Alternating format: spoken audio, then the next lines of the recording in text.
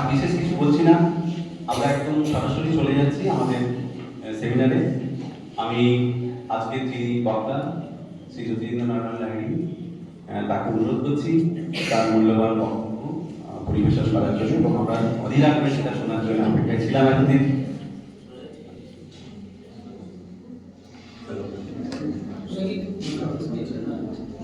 নমস্কার। শ্রী গোপাল ব্যানার্জি কলেজের অধ্যক্ষ এবং আইটিউসির কোঅর্ডিনেটর স্যার, ইকো ক্লাবের যারা সদস্য আছেন এবং পরিচালক আছেন, দুটি বিদ্যালয় থেকে যে শিক্ষক শিক্ষিকা এসছেন, তাদের সকলকে আমার শ্রদ্ধা জানাই, ভালোবাসা জানাই তোমাদের ছাত্রছাত্রীদের, কলেজের এবং স্কুলের ছাত্রছাত্রীদের। আমার বক্তব্যের বিষয়ে সুন্দরবনের মানুষ এবং বাঘ। আজকে সামনে কিছুক্ষণ সময় সুন্দরবন বিষয়ে আলোচনা করব, এবং আমার মূল বিষয়টা, আলোচনার যে বিষয়টা, সেটা পুরোপুরি ছাত্রছাত্রীদের জন্য। শ্রদ্ধেয় মাস্টারমশাইরা সামনে বসে আছেন, অধ্যাপকরা বসে আছেন, তাদের কথা ভেবে আমি বলছি না, কারণ তারা যে কথাগুলি আমি বলবো তাদের প্রায় ভুলেই যাবে।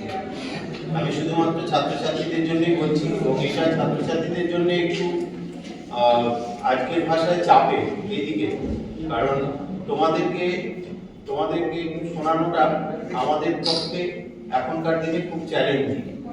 বুঝতে পেরেছো? তোমাদেরকে মানে তোমরা তোমাদের পকেটে যে জিনিসটা আছে বা এখন হাতেই আছে, সেইটাই কতক্ষণ ব্যবহার না করে আমার দিকে তাকিয়ে থাকবে, সেইটাই আমার পুরো চ্যালেঞ্জ, আমাদের চ্যালেঞ্জ। যে আমি যাই বলবো তোমার কাছে সেটা জানা আছে, কারণ তোমার কাছে তো ফোনটা আছে, তুমি এক্ষুনি সার্চ করলে সেটা জানতে পারবে। কিন্তু আমার কাছে চ্যালেঞ্জ হচ্ছে যে আমি যদি এমন কিছু একটা বাক্য আজকে বলে যেতে পারি যেটা তুমি হয়তো ওটাতে খুঁজলে পাবে না, সেইটা আমাদের চ্যালেঞ্জ। ওইখানে যে পত্রিকাগুলো রাখা আছে ওগুলো তোমাদের কিনতে হবে, কিন্তু আমরা এমন কিছু একটা করার চেষ্টা করি যে যেটা এখনো গুগল জানে না। এটা খুব কঠিন কাজ। তোমাদের জন্য কিন্তু এখনো অনেক কিছু অজানা আছে। এই সময়টুকু যদি তোমাদের কাছ থেকে পাই, তাহলে বুঝবো যে আমার বলাটা ঠিক আছে, জানা গেছে, তাতে এইটা হচ্ছে বিষয়। তাই সুন্দরবন কোথায়? নিশ্চয়ই তোমরা সব থেকে ছোট কোন ক্লাস আছে ম্যাডাম? 8। তাহলে আমি ধরে নিচ্ছি যে তোমরা বুঝতে পারছো যে কোনটা সুন্দরবন বা আমাদের দেশটা কোথায়। নেক্সট, এইবারে দেখো এখন যে আমাদের সুন্দরবনের যে অংশটা, আমি একটুখানি বোর্ডে যাচ্ছি কারণ আমিও তো একটা স্কুলে পড়াই, ফলে স্কুলের ছেলে মেয়েদের বোঝাতে গেলে একটু হাতে ধরে বোঝাতে। সেইটা হচ্ছে কি, যে এই যে জায়গাটা দেখো, ঠিক আছে, বুঝতেই পারছো যে এই যে জায়গাটা, এই জায়গাটা নিয়ে আমরা কথা বলবো। এবারে বাংলাদেশের যে অংশটা, এটা এখানে সাদা করা আছে কারণ এটা আমাদের ওয়াইল্ড লাইফ ইনস্টিটিউটের ম্যাপ। সেখানে শুধু ভারতবর্ষের টাইগার স্ট্যাটাস ওরা দেখিয়েছে। এই জায়গাটা নিয়ে আমরা কথা বলবো, ভারতীয় অংশ সুন্দরবন। তাহলে দেখো এই যে লাল দাগগুলো আছে, এই জায়গাগুলোতে এখন বাঘ আছে ভারতবর্ষে। তাহলে আগের যে স্লাইডটা আমরা দেখছিলাম সেটা দিয়ে আরো একটু জায়গা জুড়ে ছিল। এখন কি হয়েছে, এইটুকু জায়গার মধ্যে এসে সুন্দরবনের বাঘ আটকে গেছে। বাধা আমরা মানে মানুষ, আমাদের বসতি তৈরি হয়ে গেছে, ফলে কি হয়েছে, সুন্দরবনের বাঘ এখানে আটকে গেছে। আর সুন্দরবনের সবচেয়ে কাছের বাঘের জঙ্গল হচ্ছে শিমলিপাল, উড়িষ্যা। তাহলে শিমলিপাল হচ্ছে এইখানে। আর উত্তরে আমাদের কিছু বাঘ আছে, ছোট ছোট জায়গা। নেওয়া বলে তো বাঘ দেখা গেছে, তোমাদের সুব্রত স্যার কাজ করেছে, বিরাট অসাধারণ কাজ করেছিল ভাই। তাই এইখানে যে বাঘরা আটকে আছে, এই জায়গাটা নিয়ে আমাদের আজকের কথা। এইখানে আমাদের বুঝতে হবে যে এই যে সুন্দরবনের বাঘ ওইখানে আটকে গেছে, যেটা একটা আমরা বলছি যে এমন জায়গা, যে জায়গার তুলনা পৃথিবীতে আর কোনো জায়গার সাথে হয় না। সেটা হচ্ছে একটা ম্যানগ্রোভের জঙ্গল। সেই ম্যানগ্রোভের জঙ্গলে আটকা পড়ে সুন্দরবনের বাঘ কি পৃথিবীর অন্য বাঘের থেকে আলাদা হয়ে গেছে? তার মধ্যে কি অন্য কোনো বৈশিষ্ট্য দেখা গেছে? দেখা যাচ্ছে? সে কি এখনো বাঘই আছে নাকি সিংহ হয়ে গেছে? এটিকে হওয়ার সম্ভাবনা আছে? এটা কি সম্ভব? এই প্রশ্নটা এখন আমাদের কাছে আসছে। আমরা সেটা নিয়ে কিছুক্ষণ কথা বলব। এখানে দেখো, এই ছবিটা জয়দীপদার পুরো। জয়দীপদা আবার একা বলে না, জয়দীপ সুসন্দাদিত্য দুজনে। জয়দীপদার এই ছবিটা আমরা দেখেছি। এখানে কয়েকটা প্রশ্ন তোমাদের কাছে, স্ট্রেট প্রশ্ন, যে তবে সুন্দরবনে বাঘ কি খেত আগে, এখন কি খায়, এটা একটা। আর একটা প্রশ্ন হচ্ছে যে এটি সত্যি সত্যি ছোট হয়ে যাচ্ছে, তাহলে কি তার ওজন কমে যাচ্ছে? এই প্রশ্নটা মানুষের সামনে আসছে। কেন আসছে? তার কারণ হচ্ছে পরিবেশের সঙ্গে অভিযোজন। অভিযোজন কথাটা নিশ্চয়ই তোমরা শুনেছো, ছোটদের কথা বলছি, যে নিশ্চয়ই শুনেছো। তাহলে এমন একটা পরিবেশে সুন্দরবনের বাঘকে থাকতে হচ্ছে যেটা কিন্তু তার পরিবেশ নয়। খুব ভালো করে, ওই যে বললাম একটা পকেটে আটকে গেছে। পৃথিবীর আর কোনো ম্যানগ্রোভ জঙ্গলে বাঘ নেই। পৃথিবীর আর কোনো ম্যানগ্রোভের জঙ্গল যেখানে বাঘ আছে এটা আর কোথাও নেই। একমাত্র কোথায় আছে? সুন্দরবন। যেটা আমাদের এখান থেকে যেতে কতক্ষণ সময় লাগে? কারোর কোনো ধারণা আছে? যে 8-এ যারা পড়ো তারা হাত তোলো একবার। ক্লাস 8 কজন আছে? হাত তোলো, একটু জোরে হাত তোলো, কোনো ব্যাপার না, ঠিক আছে। আচ্ছা, এর মধ্যে বলো যারা জানো যে সুন্দরবন এখান থেকে কত দূর, কত কিলোমিটার? 8-এর কেউ জানে? কোন ধারণা কতক্ষণ লাগতে পারে? তুমি যদি আজকে এখন এই মগরা স্টেশন থেকে সুন্দরবন যেতে শুরু করো, কটার সময় সুন্দরবনে গিয়ে পৌঁছবে? কোন ধারণা আছে? এইদিকে কতক্ষণ লাগবে? আরে কেউ তো গেছো, ভয় পাবে। আমি বলছি যে ম্যাক্সিমাম বলো কতক্ষণ লাগতে পারে? 7-8 ঘন্টা। ঠিক, একদম যে 7-8 ঘন্টা লাগে, এই যে 7-8 ঘন্টাও লাগবে। তোমার এখান থেকে কলকাতা যেতে কতক্ষণ লাগবে? ম্যাক্সিমাম 2 ঘন্টা। কলকাতা থেকে আর 1 ঘন্টা, 3 ঘন্টা, তারপরে আর 1 ঘন্টা, 4 ঘন্টায় তুমি একদম বাঘ যেখানে থাকে সেখানে পৌঁছে যাবে। তাই এই ধারণাটা আমার কাছে নেই যে আমরা এমন একটা জায়গার কাছে আছি যে জায়গাটার তুলনা গোটা পৃথিবীর উপর ধারালো, তার উপর দিয়ে তাকে হেঁটে যেতে হচ্ছে এবং তাকে একটা প্রাণীকে ধরতে তাকে ভয়ঙ্কর পরিশ্রম করতে হচ্ছে, যেটা খেতে গেলে তাকে ধরতে গেলে। ফলে এই পরিবেশে থাকতে থাকতে কেউ কেউ বলছেন যে সুন্দরবনের বাঘ একটু তার ওজন কমিয়ে ফেলেছে, কেউ কেউ বলছেন তার জিনে কিছু পরিবর্তন হয়েছে, কিন্তু এর কোনো প্রমাণ এখনো পাওয়া যায়নি এবং সেটা সম্ভব নয়। তার কারণ আমরা বলব নেক্সট। এইবারে দেখো আমি এটা শিমলিপালের গল্প। শিমলিপাল বললাম যে জাস্ট ওই পাশেরটা, ওইটা আমাদের সুন্দরবন, এটা শিমলিপাল। এইটা অক্টোবর মাসের ন্যাশনাল জিওগ্রাফিকের কভার। এইটা তুলেছে প্রসেনজিৎ যাদব বলে কিছু। এই ছবিটা শিমলিপালের অরণ্যে 30টা বাঘ আছে, এর মধ্যে 15টা বাঘ এখন কালো বাঘ, যেটা একটা আশ্চর্য ঘটনা। এটা যেন গোটা পৃথিবী বলছে এর জন্য কনসার্ন। এই ছেলেটি কিন্তু 6 মাস কন্টিনিউয়াস এই জঙ্গলে পড়েছে এবং এই ছবিটা অ্যাকচুয়ালি ও ক্যামেরা ট্র্যাপ করে তুলেছে এবং ক্যামেরা ট্র্যাপটা বাঁধতে 6 মাস পরে ও যখন প্রায় হতাশ হয়ে চলে আসবে, প্রসেনজিৎ যাদব তোমরা দেখবে মানে দিদিমানের সাথে গত সপ্তাহে ওর দেখা হয়েছে, ওরা একটা বড় মিটিং করেছে। মানে এটা একটা বিরাট সম্মানের ব্যাপার। ন্যাশনাল জিওগ্রাফিক সবচেয়ে পুরনো পত্রিকা এবং সবচেয়ে গুরুত্বপূর্ণ পত্রিকা, তার কভারে এটা ছাপা হয়েছে। কেন ছাপা হয়েছে? শিমলিপাল জঙ্গলের একটা বাঘের ছবি। তার কারণ হচ্ছে এই বাঘ ওই ছোট জায়গার মধ্যে পকেট হয়ে গেছে। 30টা বাঘ একই জায়গায়, তাদের নিজেদের মধ্যে ইনব্রিডিং হয়ে গেছে, ফলে তাদের জিনের পরিবর্তন। এটা খারাপ হতে পারে, খারাপই হতে পারে, কারণ একই কয়েকটা বাঘ মাত্র ওইটুকু জায়গার মধ্যে আটকে গেছে। এই ঘটনাটা খুব অ্যালার্মিং, কারণ 30টা বাঘ সে ওইটুকু জায়গার মধ্যে আটকে গেছে। তার ঠিক পাশেই আমাদের সুন্দরবন আছে। একদিন এমন হতে পারে যে সুন্দরবনের বাঘ, যেহেতু আমরা ওইটুকু দেখাচ্ছি বটে, কিন্তু তার পাশে বাংলাদেশের অংশটা আছে, ফলে বাঘ তো আর বাংলাদেশ ভারত বোঝে না, হাসিনা ইউনুস বোঝে না, সে তার মতো যাতায়াত করে। ফলে কি হচ্ছে, ফলে কতটা পকেট হয়। কিন্তু একদিন এমন হতে পারে যে সুন্দরবনের বাঘই একটা জায়গার মধ্যে আটকে গিয়ে তার চিনের পরিবর্তন হতে পারে। গোটা বাঘের যে কটা বাঘ আছে সে কটা বাঘ নাও হয়, তাদের এমন কোনো পরিবর্তন ঘটতে পারে। আমরা শুধু আমাদের মাস্টারমশাইদের কাজ হচ্ছে তোমার মাথায় একটা কিছু ভাবনা ঢুকে, যেটা চিন্তার বা যেটা নিয়ে তুমি পরবর্তী হবে। এই যে দাগগুলো তোমরা যারা পেছনে আছো, আমার ধারণা তারা সংখ্যাগুলো পড়তে পারছো। তাই এই যে বারগুলো আছে এর মধ্যে এইটা শিবালিক এবং গ্যাঞ্জেটিক ল্যান্ডস্কেপে 804টে, তার মাঝখানে যেটা আমাদের সবচেয়ে বেশি বাঘ আছে আমাদের সেন্ট্রাল ইন্ডিয়া, যেটা সেন্ট্রাল ইন্ডিয়া হাইল্যান্ড আর ইস্টার্ন ঘাট, এইটাতে 1161, আর 824 হচ্ছে ওয়েস্টার্ন ঘাটে, আর 194 হচ্ছে নর্থ ইস্টে, আর ওই লাস্টের 100টা হচ্ছে যেটা সবথেকে ছোট, ওটা হচ্ছে সুন্দরবন। নেক্সট, এইবারে দেখো এই দাগটা নিশ্চয়ই দেখতে পাচ্ছ দূরে থাকলেও, এই দাগটার মধ্যে একটা ওঠানামা আছে, এইটা একটু বুঝে নিতে হবে। কারণ আমি যদি ভাগ্যবান হই তাহলে তুমি বাড়ি গিয়ে একটু ওই যন্ত্রটা একটু চেক করতে পারো যে এই একটা নামের মাস্টারমশাই এসেছিল কি আজেবাজে বলে গেল কিনা, সেটা যদি চেক করতে যাও তাহলে দেখবে এই ঘটনাটা তোমার চোখের সামনে আসছে। এইটা কি, এইটা হচ্ছে দেখো যে 1976 সাল থেকে যদি আমরা ডেটা নিই, নিতে আমরা দেখছি হঠাৎ করে 2004 এর পরে 2010 এ এসে ওই দাগটা দেখো একদম নিচে নেমে গেল।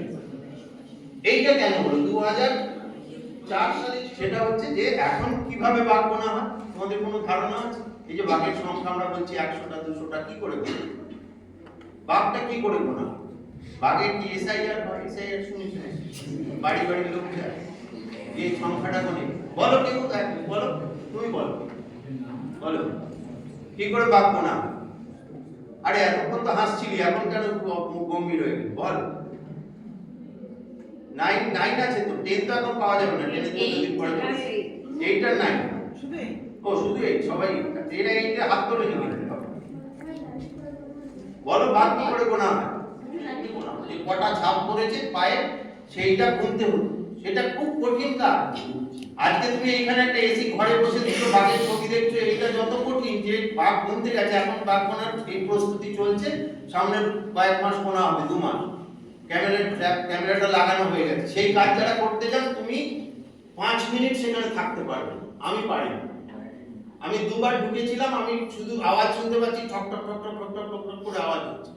তুমি কি ভাবছো কিসের আওয়াজ হচ্ছে? আমার যে কটা দাঁত অবশিষ্ট আছে সেগুলো নিজেদের মধ্যে ঠোকাচ্ছে, সেইটার আওয়াজটাই আমি শুনতে পাচ্ছি।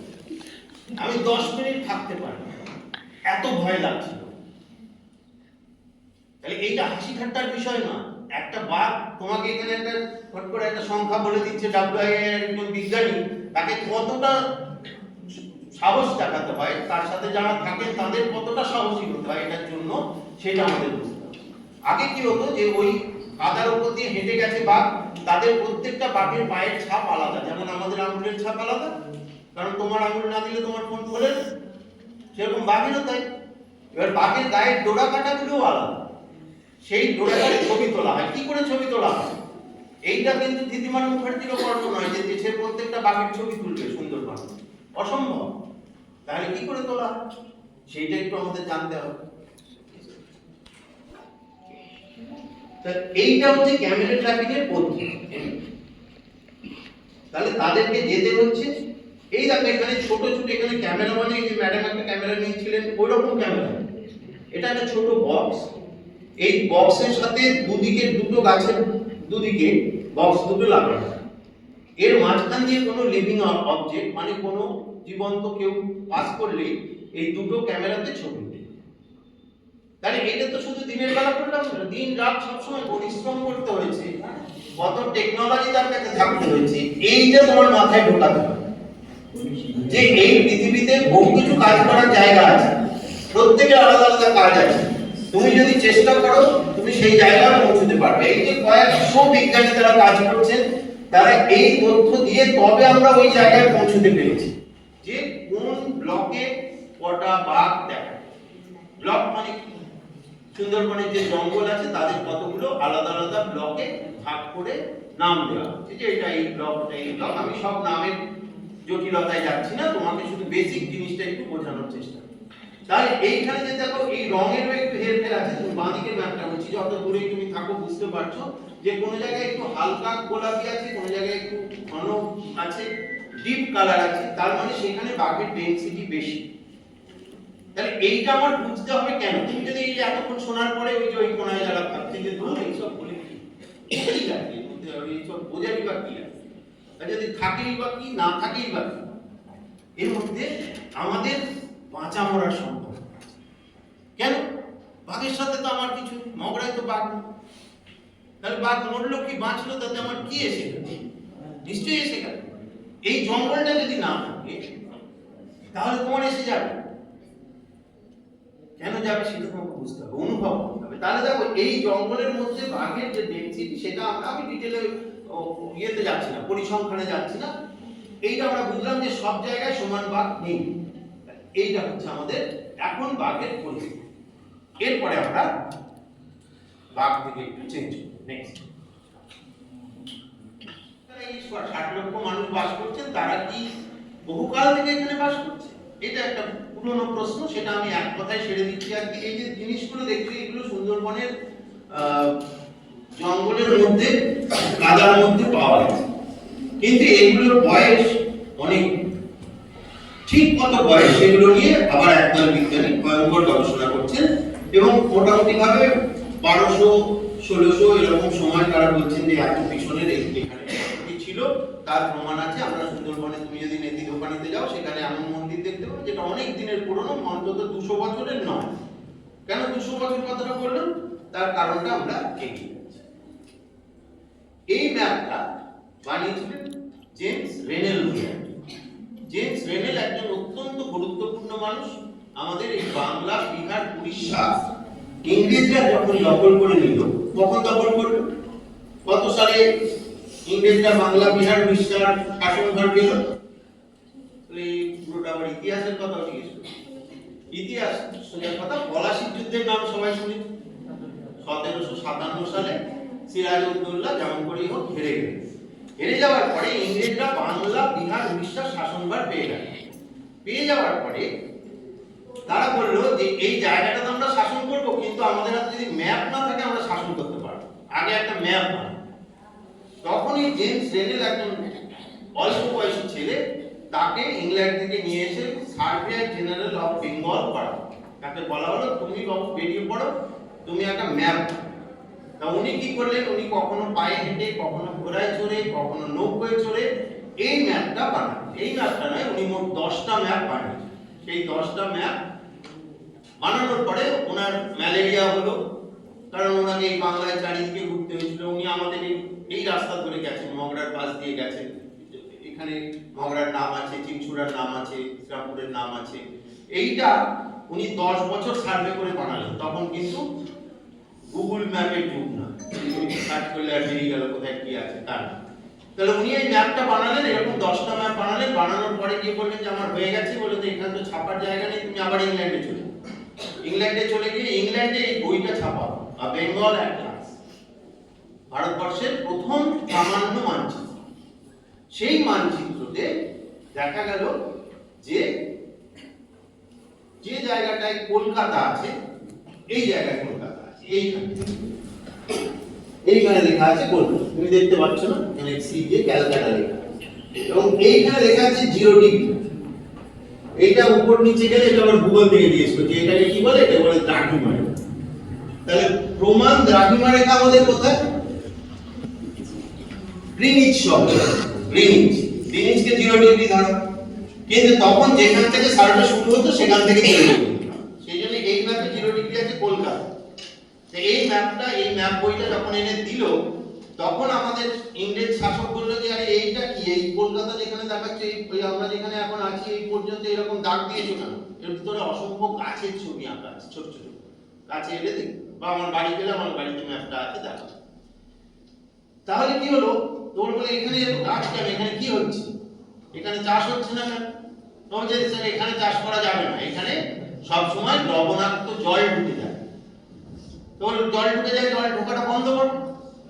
তখন কি হলো, তখন ওই ছোটনাগপুর মালগুলো থেকে আদিবাসীদের নিয়ে এসে ওখানে বাঁধ দিয়ে জল ঢোকাটা বন্ধ করার চেষ্টা হলো, এবং সেই হচ্ছে সময় যখন থেকে আজকে আমরা সুন্দরবনে যে 60 লক্ষ মানুষ দেখতে পাচ্ছি তাদের বসতি শুরু।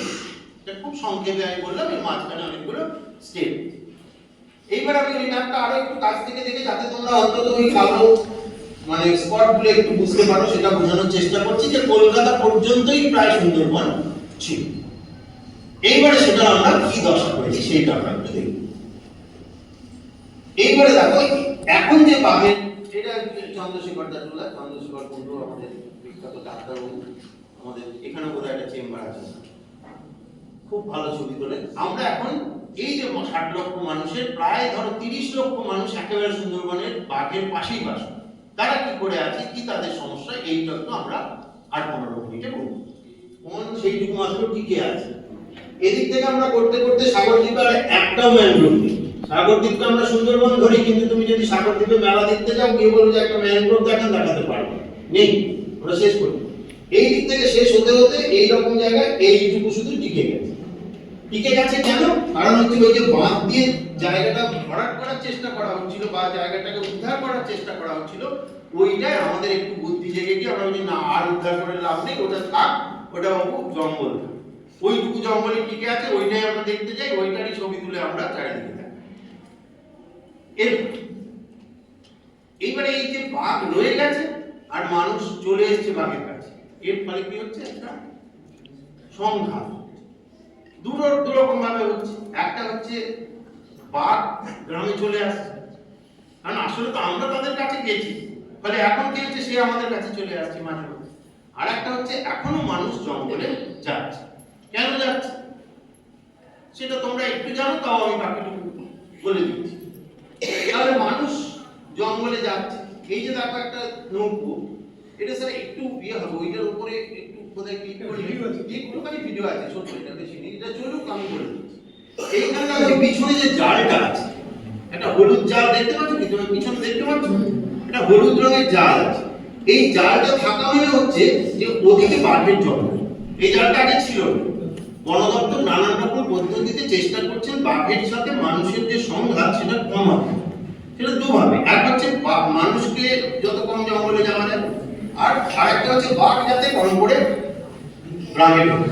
তা বাঘের সামনে এই ধরনের একটা বেরিয়ার দিলে কি হয়, ও ভেতরে ওই দিক থেকে আসার সময় সামনেটা দেখলে ও থেমে যায়। সুন্দরবনের লোক মশারি ছাড়া ঘুমোয় না, বলে বাঘ মশারি তো মানে ও সামনে দিকে থাকলে দেখলে যে না, এটা থাক, এখান দিয়ে আর যাবো। এইটা আমাদের বুঝতে হবে। তাহলে এইটা মানুষ জঙ্গলে যে যাচ্ছে, কেন যাচ্ছে, কেউ এই নৌকোটা যখন যাবে এটা কাঁকড়া, কেউ মাছ ধরতে যাচ্ছে, কি কি ভাবে যাচ্ছে আমরা একটু দেখে নিই। পরে আগে একটা ছিল যে কাঠ আনতে মানুষ যেত, এখন সেটা অলমোস্ট গভর্নমেন্টের ইনিশিয়েটিভে কমে গেছে। এখন আর মানুষ কাঠ কাটতে খুব একটা সুন্দরবনে যান না, ছোটখাটো 2-1 ছোট নৌকো নিয়ে কাছাকাছি কেটে আসে, এটা আগে ছিল। নেক্সট আর একটা জিনিস যেটা এখন আমরা বন্ধ করিনি, ইচ্ছা করিনি, সরকারি অনুমতি নিয়েই করা হয়, এরা মধু আনবে। এবার তুমি বলছো যে এই লোকগুলো আমাদের দিকে তাকিয়ে আছে না ওই দিকে তাকিয়ে আছে, এরা আসলে পিছনে যেটা পড়ে আছে সেটা মুখোশ। আমি ছোটদের জন্য এটাকে বলে মুখোশ। কেন পড়ে আছে? যে সংঘাতের কথা বলছি আমরা, সেই সংঘাত কমানোর জন্যই পড়ে। কারণ বাঘ দেখা গেছে যে ওই যে একটা যেমন জাল টানিয়েছে বন দপ্তর, সেমনি এদেরকেও বলেছে যে তোমরা পিছনে এই মুখোশটা পড়ে যাবে, এটা গভর্নমেন্ট থেকে দেওয়া হয়, যাতে বাঘ মনে করে তুমি আমার দিকেই তাকিয়ে।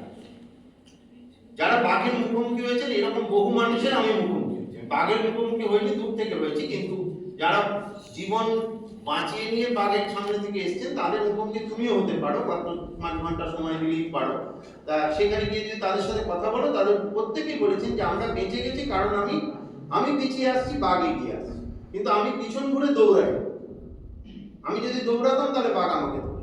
আমরা এক পা করে পিছিয়ে আসছি, বাঘ এক পা করে এগিয়ে আসছে। লাস্টে আমি ঝাঁপ দিয়ে পড়েছি, আমি বেঁচে গেছি, আমার সাথে যে ছিল সে মারা গেছে, তাকে ধরে।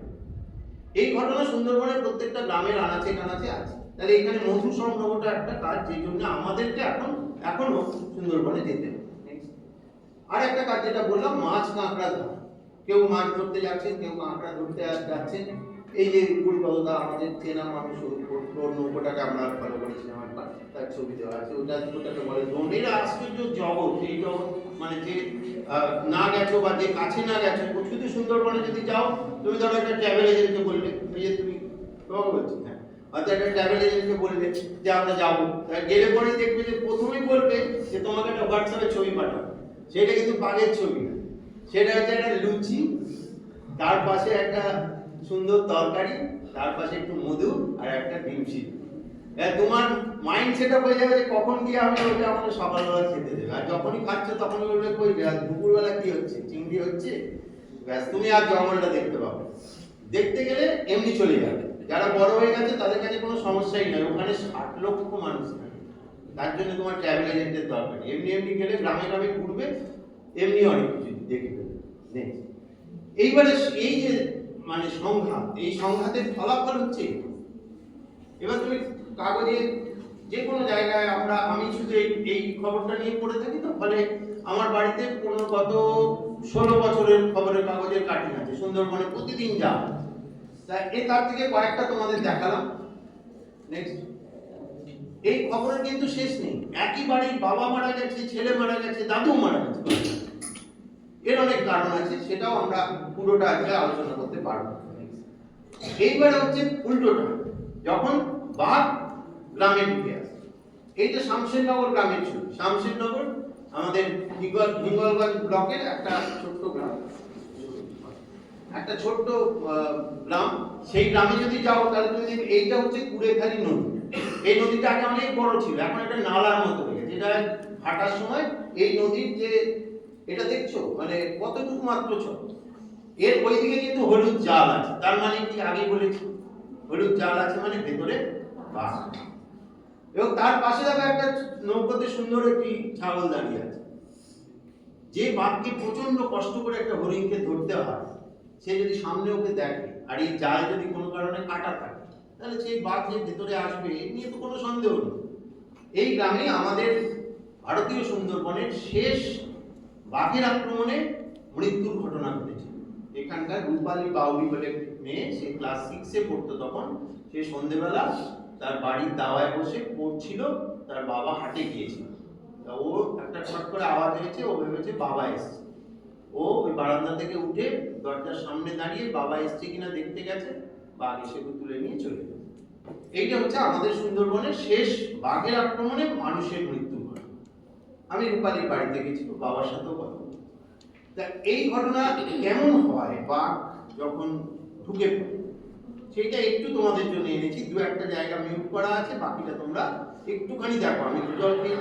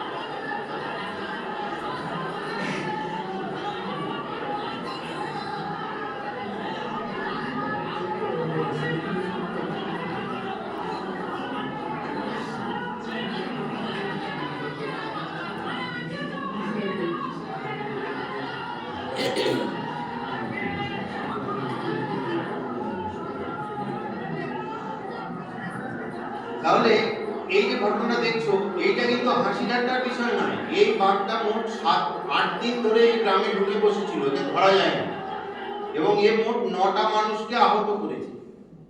তারপরে যখন এই ধরা পড়ছে, তখন পরেরটায়, হ্যাঁ এটা রেখে, সে যখন ধরা পড়ছে তখন গ্রামের সাধারণ মানুষের কি প্রতিক্রিয়া হতে পারে। আমার বাবাকে আহত করেছে, সে হসপিটালে আছে, বাঁচবে কিনা, ওর কাকাকে আহত করেছে, ওর ভাইকে আহত করেছে। ভারতীয় সুন্দরবনে এই ঘটনা ঘটেছে যে বাঘ এরকম ধরা পড়ার পরে তাকে পিটিয়ে মেরে তাকে খণ্ড খণ্ড করে জলে ভাসিয়ে দেওয়া, তার গা থেকে চামড়া ছাড়িয়ে নেওয়া হয়েছে, তার দেহের অঙ্গ প্রত্যঙ্গ ভাগাভাগি করে নেওয়া হয়েছে গ্রামের লোক। কিন্তু আজকের সুন্দরবনে তুমি সেটা দেখতে পাবে না। তার কারণ হচ্ছে পশ্চিমবঙ্গ সরকার এবং ভারত সরকার তারা একটি প্রজেক্ট, ভারত সরকারের প্রজেক্ট টাইগার রিজার্ভ। এটা কি প্রয়োজনীয়তা আছে, যে বাঘের কি প্রয়োজনীয়তা আছে সেটা মানুষকে বোঝানো গেছে। আজকে কি এটা কি হলো, এটা দেখলে যে সার্টিফিকেট দিলে তবে আমরা টাকা দেব, কিন্তু এখন পরেরটা দিন ওদের আর বেশি জটিলতায় যেতে চাইছি না। এইটা 2023 সালের একটা রায় আমাদের হাইকোর্টে, যে যেখানে সব্যসাচী ভট্টাচার্য দিয়েছেন যে কোথায় মারা গেছে বিচার করা হবে, শুধু মারা গেলেই তাকে প্রথমে 5 লাখ টাকা দিয়ে দিবে। এটার জন্য প্রচুর মানুষকে দৌড়াদৌড়ি করতে হচ্ছে। আমাদের দেশের যা আইন ব্যবস্থা বুঝতে পারছো বা রাজনৈতিক অবস্থা, তাতে সেটাও খুব জটিল অবস্থায় আছে। এবারে তাহলে শেষে হচ্ছে আমরা কি করতে পারি। এরকম কিছু প্রতিকারের কথা বলা হচ্ছে, যে মধু আনতে না গিয়ে গ্রামের মধ্যে বাক্সে মধু চাষ করা, সেটা সবসময় কাজ করছে তা নয়। এই মধু, এই যে বাক্সগুলো বসানো হচ্ছে, এগুলো বাইরে মানে এরা নদীয়ার, তারা এসে এখানে চাষ করে বেরিয়ে যাচ্ছে, ওরা শুধু জায়গাটা দিচ্ছে। ফলে সমাধানটা যে খুব ভালো হচ্ছে তা নয়। নেক্সট, কিছু মানুষকে বলা হচ্ছে তোমরা হোমস্টে তৈরি করো, বাইরের লোক এসে থাকবে, তোমাদের উপকার হবে, তোমরা যেতে হবে না। নেক্সট, আমরা যেটা সাজেস্ট করছি, এই যে ধরো তোমরা বসে রয়েছো, আমাদের এই রকম ছেলে মেয়ে তো সুন্দরবনে বসে আছে, তারা বড় হয়ে কি করবে? তার বাবা বাঘের আক্রমণে মারা গেছে, তারাও বাঘের আক্রমণে মারা যাবে। আমরা লক্ষ্য করছি যে সুন্দরবন থেকে, আমাদের এখান থেকে বহু ছেলে মেয়েকে বাইরে চলে যেতে হচ্ছে কোনো কাজ করে। তাহলে তাদেরকে আমরা চাইছি যে তাদের গিয়ে খুব সামান্য বেতনে কাজ করতে, একটু 2 মিনিট। তাহলে সেই সামান্য বেতনে কাজ কেন করতে হচ্ছে? কারণ তারা কিছু না জেনে চলে যাচ্ছে। তাদেরকে দিয়ে বাইরে ধরো কেউ জুতোর কারখানায় কাজ করছে, কেউ রাজমিস্ত্রির জোগাড়ে হচ্ছে, ফলে তাকে মিনিমাম টাকা দিয়ে তাকে কাজ করানো হচ্ছে। আমরা চাইছি যে এমন কিছু, এই যে কলেজগুলো, এই ইনস্টিটিউটগুলো, সেখানে এমন কিছু হাতের কাজ শেখানো হোক যাতে করে সে বাইরে গিয়ে একটা মিনিমাম বেতন পায়। যেটা আমরা উড়িষ্যাতে একটা খুব পজিটিভ জিনিস দেখতে পাচ্ছি, যে উড়িষ্যায় খুব ঝড়, আমাদের এই কোর্সের পরেই তো এই যে বাঁদিকে যেখানটা দেওয়া আছে ওটা উড়িষ্যা। এখানে এরা কি করেছে, যে জায়গাগুলোতে প্রচন্ড ঝড় হয়, মানুষের ঘর বাড়ি কারবার ভেঙে যায়, সেখানকার বাচ্চাদের বিনা পয়সায় কিছু কাজ শিখিয়ে। আজকে যদি তুমি দুবাইতে যাও, তাহলে দুবাইতে গিয়ে দেখবে যারা কলের মিস্ত্রি, তাদের 90% লোক হচ্ছে উড়িষ্যা, সেই ছেলে। তাদেরকে শুধু কলের মিস্ত্রি কি করে কাজ করতে হয়, কলের সেটা শিখিয়ে দেওয়া। আজকে তুমি ভেবে দেখো যে তোমার বাড়ির যদি কলটা খারাপ হয়, তুমি একটা মিস্ত্রিকে যদি একবার ফোন করে আনতে পারো, তাহলে আমি কনফিডেন্ট, কারণ তাকে তুমি পাবে না, তুমি আমাকে পাবে, স্যারকে পাবে, যে স্যার আমাকে একটু পড়িয়ে দেবেন। স্যার বলি হ্যাঁ এসে এক্ষুনি পড়িয়ে দিচ্ছি। যদি তুমি একটা কলের মিস্ত্রিকে বলো যে ভাই আমার এটা খুলে গেছে, একটু লাগিয়ে দিন, 3 দিন ফোন করতে হবে, 4 নম্বর বার তোমাকে বাড়িতে গিয়ে তাকে নিয়ে আসতে হবে। আর সেই কাজটুকু সে জানবে না। আমরা বলছি যে এই সুন্দরবনের অঞ্চলে যে ছেলে মেয়েরা আছে, তাদেরকে এমন কিছু শিখিয়ে দেওয়া হোক যে বাইরে গিয়ে সে আনট্রেন হিসেবে না মানে ক্ষতিগ্রস্ত হয়। এই তাহলে এর দুটোর কোনোটাই আমরা চাই। আমরা চাই না বাঘকে কেউ মেরে চামড়া বিক্রি করুক। আর ওখানটা আমি ব্লাড করেছি, আমি শুনেছি বাচ্চাটা আসবে, পোস্টমর্টেম করা আছে না, ওনার বাড়িতে আমি গেছি, ওনাকে চিনি, ওর কাকাকে চিনি। নেক্সট, তাহলে একটা শেষ প্রশ্ন, যে যদি বাঘ নাই থাকে, মাঝখানে বলছিলাম, তাহলে কি হবে? দেখো, বাঘ হচ্ছে এই জঙ্গলের রক্ষক। আমরা একটা ছোট্ট বই করেছি, ওইখানে আছে, এইটা একটা বাচ্চা মেয়ে লিখেছে, এইটে পড়ে, এই যে এইটেই পড়ে, পায়েল মোল্লা বলে একটা মেয়ে লিখেছে। এই লেখাগুলো আমরা কিরকম ভাবে লিখিয়েছিলাম, ঘর বন্ধ করে লিখেছি, যে বাবু তোমরা বাঘ, ওদের গ্রামের পাশেই বাঘের জঙ্গল, আর বলেছি যে তোমরা আমাদের একটা লাইব্রেরি আছে ছোট্ট, সেই লাইব্রেরির মেম্বার। আমি বলেছি আজকে ঘর বন্ধ করে দিই, যে তোমরা বাঘ সম্বন্ধে যা জানো লেখো। সেইটা নিয়ে আমরা বইটা করেছি, এবং সেই বইটা আমি কলকাতায় এসপ্ল্যানেডে উদ্বোধন করেছি। ওদের গ্রামে চড়াতে এনেছিলাম, ওদের বলেছি যে তোরা সুন্দরবনের ছেলে মেয়ে, তোদেরকে কেউ পাত্তা দেয় না, কিন্তু তোদের লেখা বই বেরোবে এবং কলকাতার বুকে দাঁড়িয়ে বেরোবে, তাই বেরোবে। দেখো ওইখানেও মোদ্দা কথাটা বলেছি যে আমি এতক্ষণ যা বললাম ও কিন্তু ঘরে বসে মানে আমার সামনে বসে নিজের ওই ওর হাতের লেখাটা যদি তোমাকে দেখাতে পারতাম তুমি বুঝতে পারতে, একদম বাচ্চা নয়, এইটা পরে হাতের লেখা ভালো নাই, কিন্তু ও লিখেছে বাঘ না থাকলে এতদিনে মানুষ জঙ্গল কেটে বাড়ি বসতি বানিয়ে, এই এই 1 ঘন্টা ধরে আমি বকে যা বললাম ও কিন্তু ওই কথাটাই। কাজে আমাদের টার্গেট তোমরা, আমাদের হয়ে গেছে, আমাদের দ্বারা আর বেশি কিছু হবে না। তোমাদের আজকে যারা তোমরা আছো এখানে তাদের মধ্যে কেউ যদি একটু ভেবে থাকো তাহলে সেটাই আমাদের আনন্দ, সেটাই আমাদের পাওয়া, সেটাই আমাদের চাহিদা। তাহলে